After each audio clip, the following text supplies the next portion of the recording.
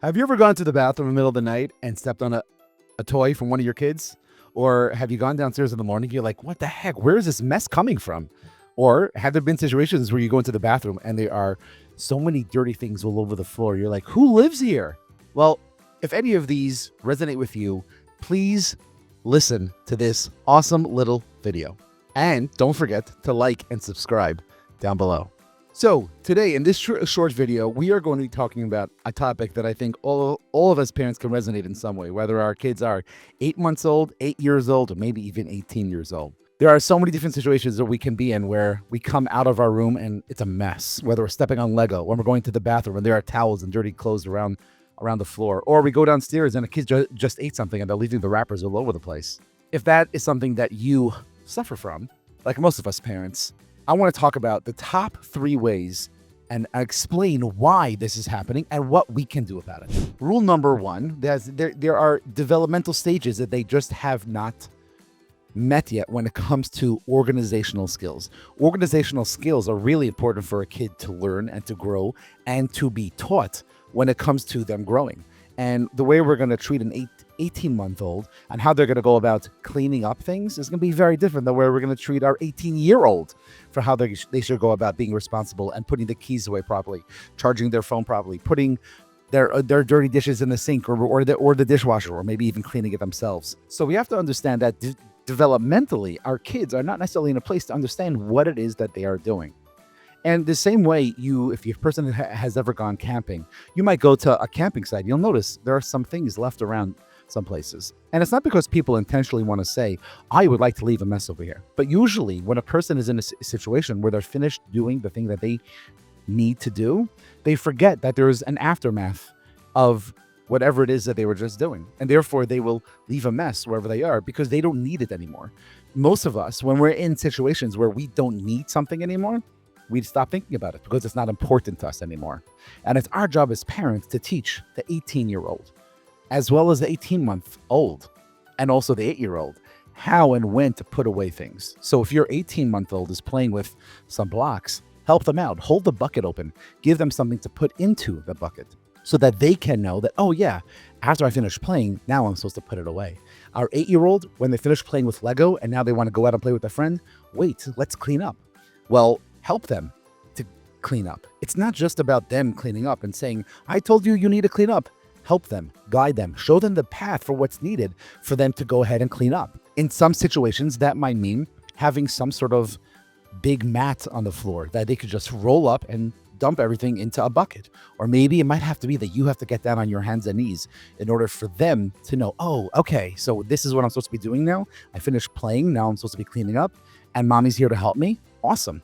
That should be something that we want to be able to teach them because developmentally, they're not in a place to know that the next step is to clean. Rule number 2, curiosity and exploration. The concept of making a mess, especially for younger kids, comes about because of their curiosity of that toy, of that thing, of that dirt inside the plant that we have in the sunroom. They want to be able to go ahead and explore by touching, by feeling, by understanding, maybe even tasting as well. And when they get to a place where they're uncomfortable in what it is that they're doing, so let's say they're putting dirt into their mouth, so they'll want to remove themselves from that uncomfortability, just like us adults. We don't want to be in an uncomfortable position. If we're in a room that's very hot, we'll either take off some layers, we might go outside, but we don't want to be there anymore. So a kid who's curious, they don't understand that there is a situation that they have to now clean up. Okay, so let's work with them. Let's understand what's happening over here. Yes, your 18-year-old might be in a rush to get out of it. They took like an extra 2 minutes in bed. Therefore, their shower was a little bit rushed. And therefore, they left their clothes on the floor. And now the sweatshirt is not clean. Okay, how can we work with them? How can we train them in a way where they get to do the things that they want to do, but also do the things that they need to do? And that's really important. It's our job to work with their curiosity, with the way they explore things, to understand how to go about dealing with the things that they need to do when it comes to cleaning up. Rule number 3, when it comes to understanding why our kids are not cleaning up, and I think this is something we can all relate to, is the lack of motivation or understanding cleanliness. Kids may not fully understand the concepts of being tidy, of being able to be motivated by the factors that are involved when it comes to cleaning things up. But if they understand, if they don't clean things up, they're not going to have all the pieces for the next time. If they're playing a game of chutes and ladders and they don't have the little pieces anymore, they're not going to be able to play again. If they don't put away the deck of cards, next time it's not going to be 52 cards anymore. So when we are able to work with them and train them in a way of explaining things, that if you don't put things away, you're not going to have it next time. I know this is something that a lot of us can relate to in our own way, that we don't like doing dishes, or at least most of us don't. But we also know that if we don't do the dishes, we're not going to have clean dishes for the next night's dinner. So it's up to us to be able to help the kids through their curiosity to be able to have that sense of knowing how, when, where, and why we should be cleaning up. So first point that we talked about is them developmentally, not in a place to be able to understand why they're cleaning up. Rule number 2 is their curiosity is not something that they are so on top of things that they can understand why I need to be cleaning up. And rule number 3, they have low motivation. And that's a very good reason as well why they don't do things. Remember, no kid that's living in a healthy, good home wants to say, I want to make a mess. I want to do something not good right now.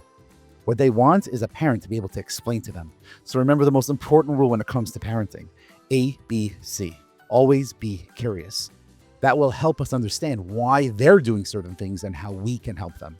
If you like this video, if you have other questions or other topics you would like us to explore here on this channel, please comment below, subscribe to this channel, reach out to us via our email that's listed below as well, and I look forward to seeing you soon. I am your host, Chananya Abraham, psychotherapist working with parents, teenagers, and kids to help like each other as much as we love each other.